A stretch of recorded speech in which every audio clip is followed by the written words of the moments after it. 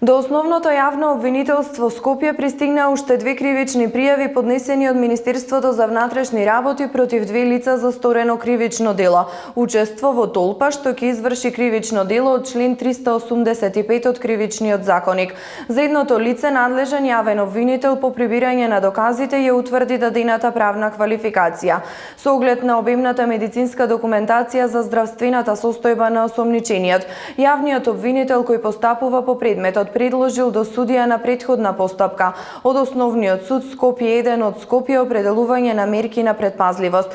Со решение на судот на лицето му се определени мерки за предпазливост и тоа: забрана за напуштање на живеалиште, одземање на патна исправа, забрана за приближување на место каде се одржува протест во растојание од 500 метри и забрана за приближување на лицата кои евидираат како оштетени од овој настан.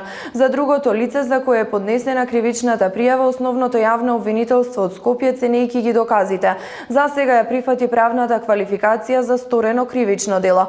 Ценејќи дека постојат законски основи, надлежен обвинител до судија на претходна постапка достави предлог за определување на мерка на обезбедување. Судот со решение на осомничениот му определи мерка куќен притвор со време траење од 8 дена. Активностите на основното јавно обвинителство Скопје за расветлување на кривично правниот настан случен во Собранието на Република Македонија продолжуваат во континуитет. Од иницијативата за заедничка Македонија пак велат дека граѓаните бараат од институциите да поведат постапка за сите, како што велат кои се обидоа да извршат државен удар и вон сите процедури кршејќи го уставот да бираат председател на Собранието. Со протестите продолжуваат и утре на повеќе од 40 локации ширум земјата.